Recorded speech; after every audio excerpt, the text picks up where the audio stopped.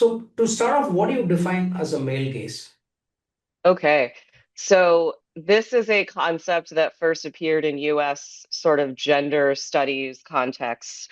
The idea, and it was very limited to the cinematic male gaze. So the idea that the in classic Hollywood cinema, the camera angles and the way the woman is presented is intended to make her a sexual object of a man or like in a man's fantasy, right? So this concept of the cinematic male gaze escaped that very that really narrow context and became a feminist concept that referred to any attention that a man might give a woman in any capacity versus that very bounded definition of what the gaze might be.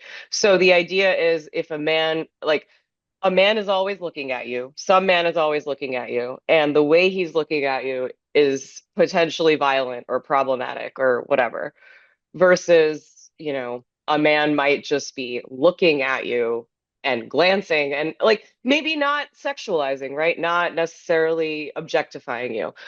We all look at each other as human beings when we pass each other. So sort of my question was, why are women framing it this way all the time, no matter what?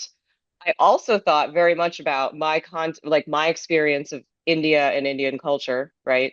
Because I live in the US. I was raised in the US. However, I've spent enough time in India and enough time away from my extended family while in India that I have some separate experience of it.